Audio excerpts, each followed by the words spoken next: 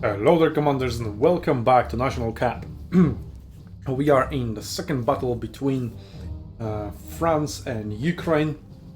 We are on Salernum, so most likely the French map of choice, as the previous battle was on Oasis, where Ukraine managed to score a commanding victory other than that sneak cap by cavalry. Oh, there we go, a little bit of dogboat over here. Let's turn off fog of war. There we go. See what both teams are up to. The French team has already been eliminated out of the tournament though, so now the stakes of this is for the Ukrainian team to remain undefeated. So we'll see if they can achieve that and take a sole possession of the first place.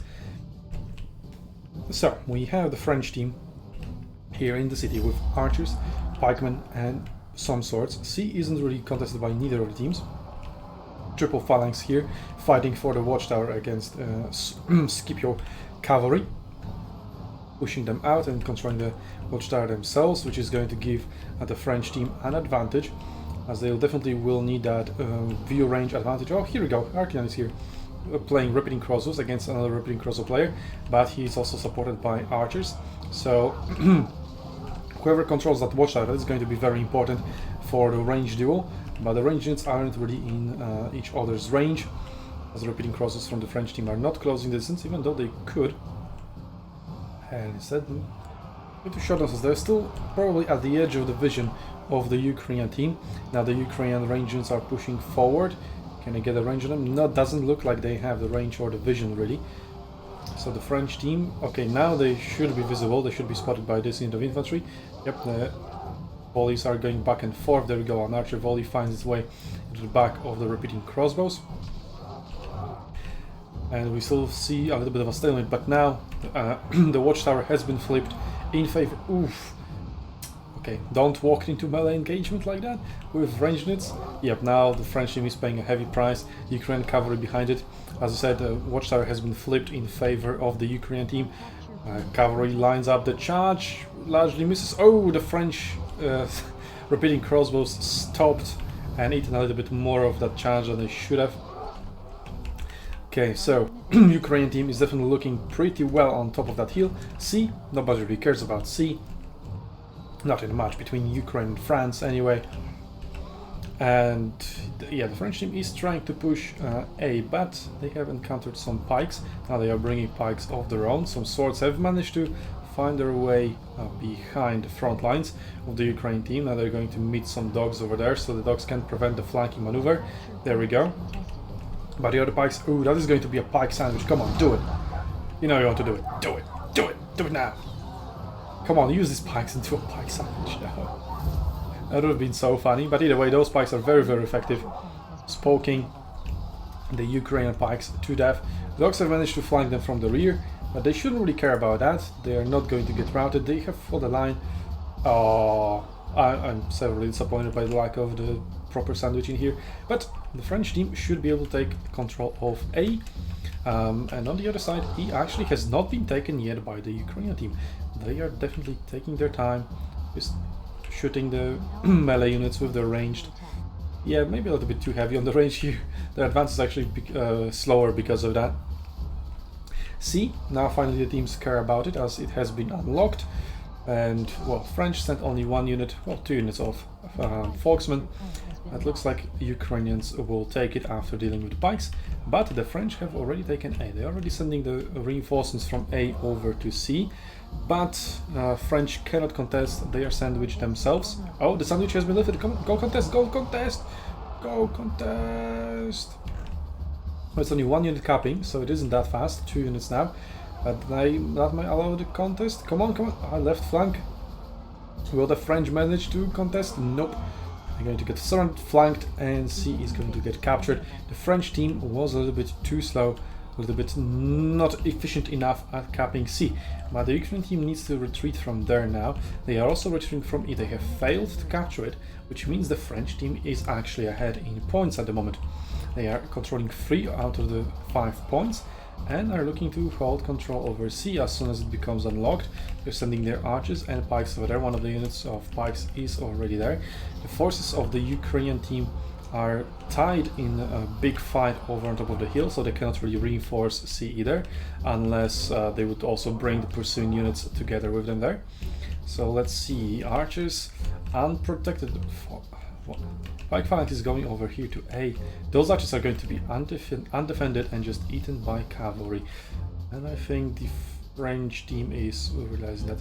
Not even spreading out. Okay, that's Ambiorix actually. Crippling shot. Crippling shot. And crippling shot.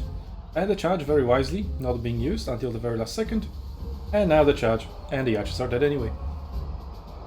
Well, they could have split up, but it wouldn't help that much, to be honest. Pike phalanx is over here though, but not in pike phalanx. And yeah, the French team was looking pretty okay over here, I see, but not anymore. Let's see on top of the hill. That's where the big fight is happening. 6 units here, still of ranged units, supporting all the melee engagements for the Ukrainian team. But the French are slowly pushing the Ukrainians out. They are in control of the watchtower, as they have more men inside the circle, and are slowly pushing them back. But they do not have their own repeating crossbows, so they have been forced back to heal. Well, after all, they are in a disadvantageous range matchup, and now all the range are focusing on the poor foxes. Foxes really need to go disengage and chase off the enemy range by themselves sometime, or by the time rather for the rest of their team, as this is really painful to watch for any Foxman mains. I feel you folks I will send you the link to this video so that you can suffer for not playing that much as much as you should. Well, the pikes are just going to chill here with their backs turned towards a building so that they cannot be reflanked. Although now they have been tempted to push a little bit forward, and they have been reflanked. They also have been left flanked, but they have held the line. And they need to sprint to win. They need to turn around, but they aren't.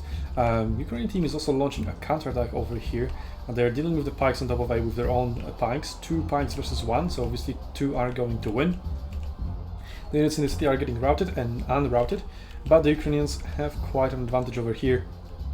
Once they take A back, which you definitely will sooner or later, they can just take D for free as well, unless the French team will be able to respawn. Oh, the Foxmen have been respawned all the way back at the base. What? Why? You can respawn over here or here and be much closer to any of the points you can. It's much closer to see from here. Okay, that's another misplay by the French team. Like, what the actual hell? That shouldn't happen, like, honestly. Anyway, the Ukrainian team is pushing forward very slowly but surely, finishing off a unit over here if they can only aim properly, but they can't apparently. Units going in a straight line are very difficult to hit. No, still not. It's going too straight. Oh, there, finally. Yep, too straight for the Ukrainians to handle. Anyway, let's keep watching. Oh, we have archers now on this flank. This is a very interesting choice to bring Arminius archers over Kenana archers, as the Ukrainian team has elected.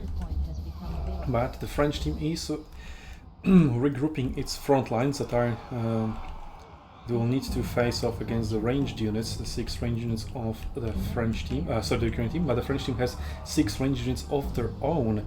They're bringing from the shadows being used and being dodged. Yeah, that is very easy to dodge, as those arrows take a very long time to reach its target and will be mostly missing.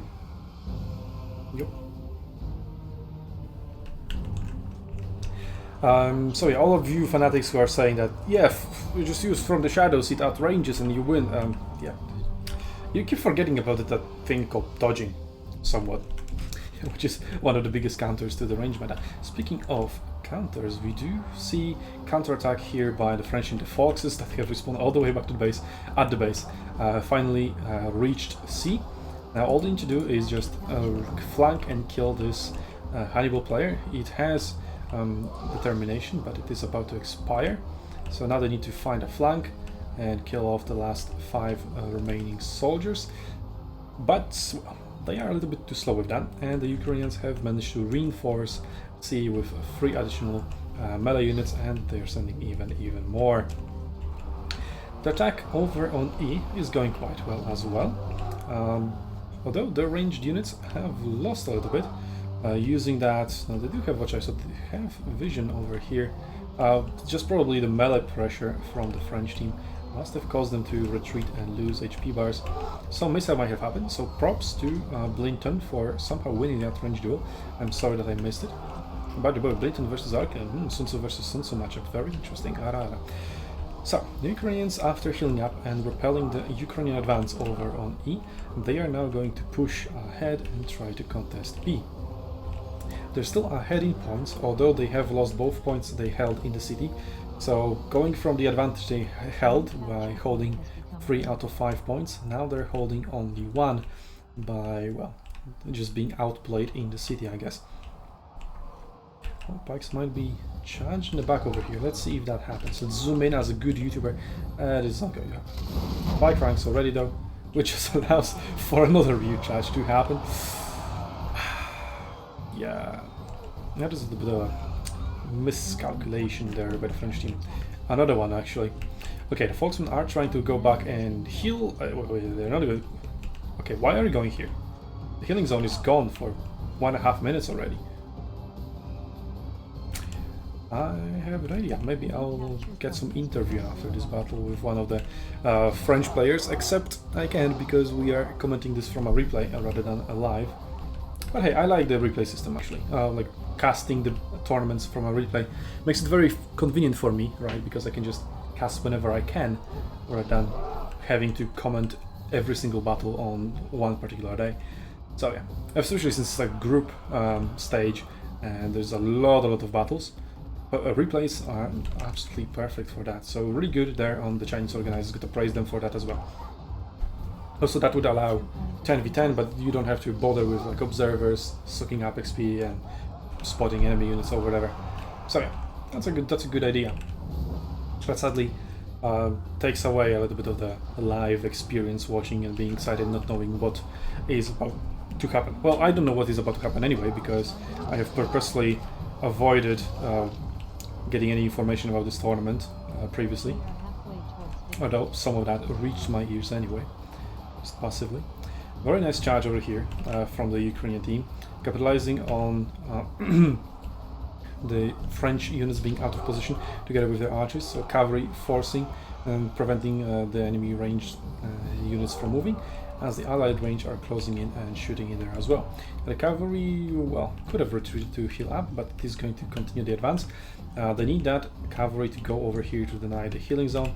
Actually, swords are being sent over here as well. If this skip your swords can off on top of a healing zone, that is an absolute, well, let's not use that word, but you know what kind of move it is.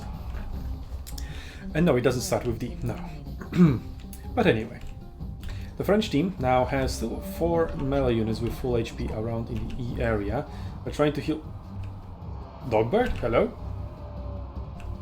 Yeah, he tried to charge and off on top of a healing zone, but he seems to have forgotten that there's a building in a way. Very interesting play, if you know what I mean. But anyway, well, that means that the French will be actually able to heal most of their units. Ukrainian units, range units, are just shooting fight in the shade infantry, not the very best choice. Now they have found themselves some Caesar infantry that doesn't have access to any sort of ray shields abilities, so, well, yeah, 6 versus 1, that unit is going to go down. But the French are now responding with range units of their own. A barrage from the repeating crossbows find its way into the Ukrainian repeating crossbows, but it has been mostly dodged, and now they are responding in kind together with the barrage from the archers. And well, the Ukrainian ranged units are superior after all. Kirana archers definitely being much better than Ambiorix archers, and well, here's pretty much why. Yep, the repeating crossbows are going down, but also all the units from the French team have gone down in terms of range. But they still have a healing zone over here. The swords didn't manage to make their way over there, as they have been stopped by some pikes. So the French team's ranged units will be able to heal, while the Ukrainians need to go all the way back to the healing zone over here at B. So those repeating crossbows are not going to be a factor in this fight here for E for quite a while. But the archers are still remaining in the area, fighting some nice rear shot here. And another rear shot that really likes to present its back for some reason. Well, it's also dodging quite nicely, but not nicely enough to stay alive. It could find some rear flanks over here, not charges because it's Caesar after all. But it's not going to do so either. Instead, it's just going to run around and collect all the arrows and then probably go back to heal. Speaking of healing, the repeating crossbows and the archers have already healed, so now they can try to answer the enemy archer pressure. Are those repeating crossbows? Yeah, finally Zhuge Liang. I've seen too many Guan Yu crossbows. Thank you for bringing Zhuge Liang, as it should. So, the Ukrainian team still controls the watchtower, and the archers will definitely have the advantage over the over the French archers over here in this duel. As if, well, yeah, they did find a nice volley over here, and now the repeating crossbows need to provide sight of the dragon, because otherwise the duel between archers will not even be able to take place. Start to the dragon, spot the archers for your archers, and then 6v3 you can win the range duel. But doesn't look like the French team is going to use that ability, sadly. Well, now the Ukrainians have exposed themselves, they have gone out of the forest, so you don't really need sight of the dragon anymore. But now you do, so you can use it. But you're being forced away by melee units, Well, melee pressure is still very high here for the Ukrainian team. They have managed to... repeating crosses have healed. They're sending also some more reinforcements. The Foxmen still holding onto the watchtower, but the French team has also healed up and is also reinforcing their front lines again. Archers, well, they are spotted, but now they cannot be contested as the Ambiorix archers are just not in the shape to contest. One of them instead, the other one is just half HP. They should really have gone back and healed up. It's kind of a miscoordination. The repeating cross was literally just healed up, and now they're being forced back again. So a lot of miscoordination here. Oh, I like this though. Using archers to flank and rout an enemy unit. That's something that I like. But, well, that's just a side activity for ranged units, and they should definitely focus on something else. And, well, we're still enjoying here our fight for E.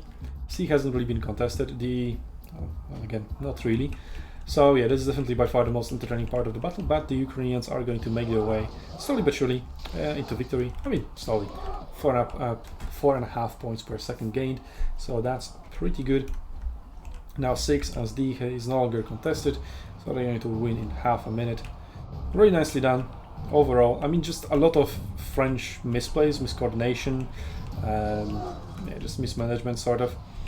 And, well, Ukrainians were able to capitalize on it, don't make that many mistakes on their own, and secure a victory that way. That is definitely one way to win. And, yeah, the French actually had, well, they did have an advantage at the beginning. They did hold more points, the victory points as well, for quite a long while. But in the end, they really misplayed it in the city and ultimately lost. So, Ukrainian team is still undefeated, and the French team is actually still winless. So, while both Ukraine and Russia are locked, they're definitely advancing to the playoff stage. France is definitely eliminated out of the playoff stage, so they can only fight for the 5th place. And China, is China locked in? China is not locked in yet. Let me see, actually. We have Poland versus Spain coming up. So if there is a tie, Poland versus China already played. Okay, so if Poland versus Spain is a tie, and then we have China versus Spain, and if China loses and Poland wins against France, then we would have Spain with 6 points and China with 5 points tied with Poland, and as they also tied against each other, we would have a tiebreaker. So there's a possibility of that. And also if Poland and Spain tie now, and then Spain loses to China and Poland wins against France, we would also have a tiebreaker between Poland and Spain. So yeah, there are 2 possibilities of tiebreakers, and both China, Spain, all 3 all 3 teams, China, Spain and Poland, can still make it out of groups. So that is what the next 4 matches are going to be all about. But first we need to finish off this round between Poland and Spain, well, with a match between Poland and Spain, that is the highlight match of the round. And well, a lot of it is in the table. Ukraine and Russia already locked in, right? So we don't really care that much. France also now locked out of the tournament. They had last chance over here, but they lost to Ukraine. No blame there. Ukraine still undefeated. And well, Ukraine is also going to go against Russia, but that later. Poland versus Spain is next. In the meantime, you can help us bring the tournament back to the West. You already know what to do to achieve that. And until then, I will see you on Arenas and Battlefields, Commanders.